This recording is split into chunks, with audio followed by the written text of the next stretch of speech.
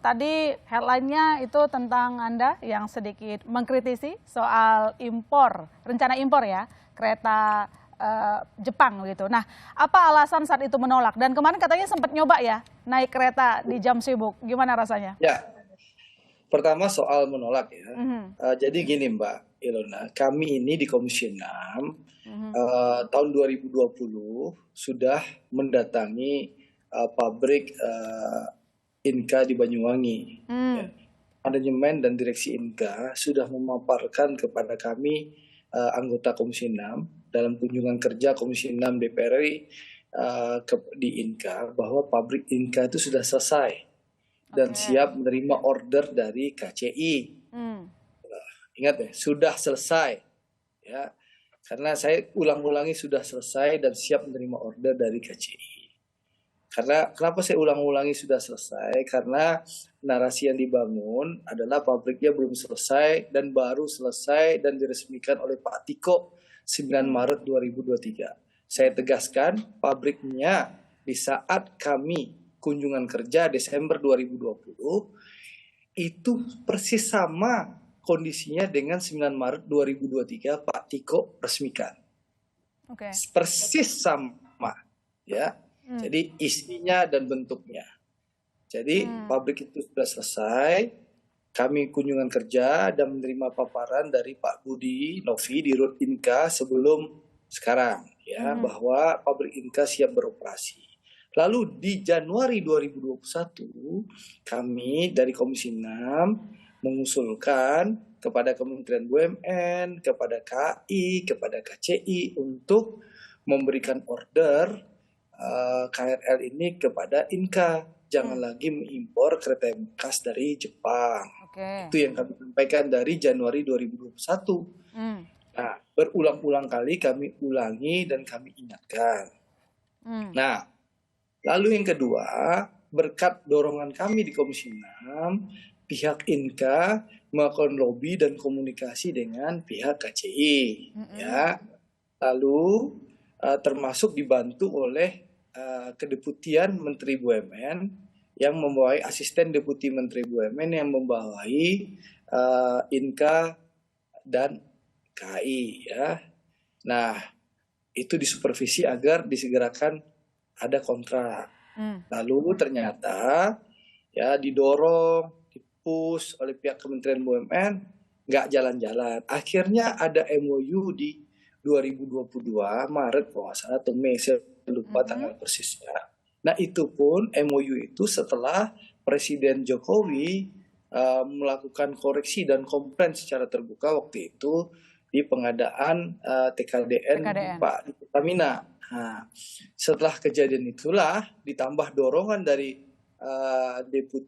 asisten deputi Kementerian BUMN yang membidangi KAI dan Inka, akhirnya ditandatangani MOU itu. Tapi nggak ada kabarnya lagi setelah MOU hilang dari.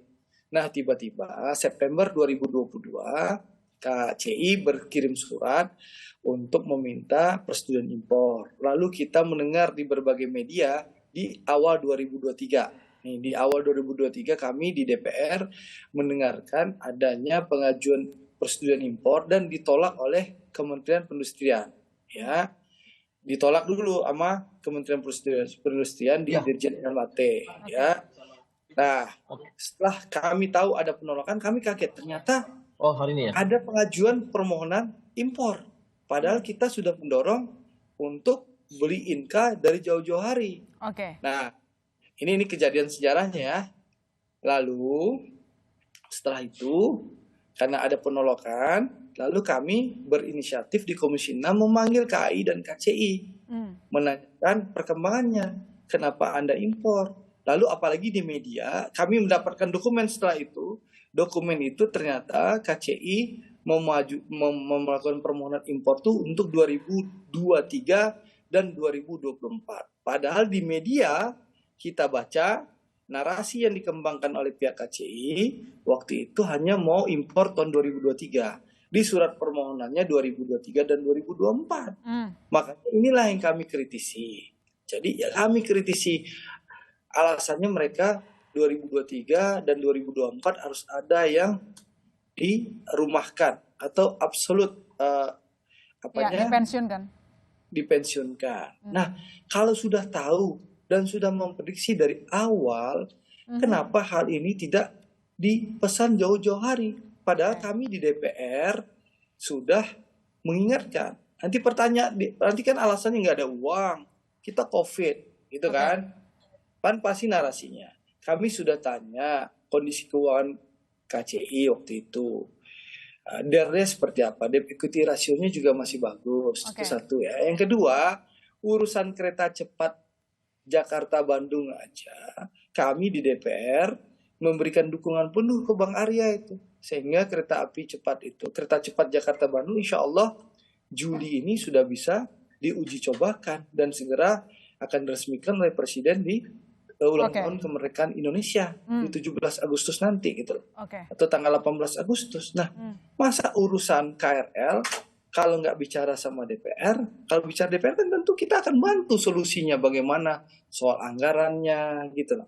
Tapi kan mohon maaf dengan segala hormat memang diduga memang niatnya dari awal ingin impor. Dibikinlah narasi pabrik Inka ini baru selesai 9 Maret, Andre ini yang mengkritik nggak tahu, nggak punya otak, nggak tahu informasi, kan begitu narasi-narasi yang dibangun DPR nih nggak tahu apa-apa, orang pabriknya belum selesai, pabriknya masih tanah kosong, baru diresmikan 9 Maret, lalu Anda paksa-paksa Inka, itu narasinya. Tapi di rapat yang berapa minggu yang lalu kan sudah terjawab. Nah, dan saya tanyakan ke Dirut Inka yang baru ini, kan kebetulan Dirut Inka ini adalah Direktur KAI gitu loh. Dirut KCI yang lama itu sekarang jadi Direktur Inka juga gitu. Nah, itu kami lakukan pengkritisan.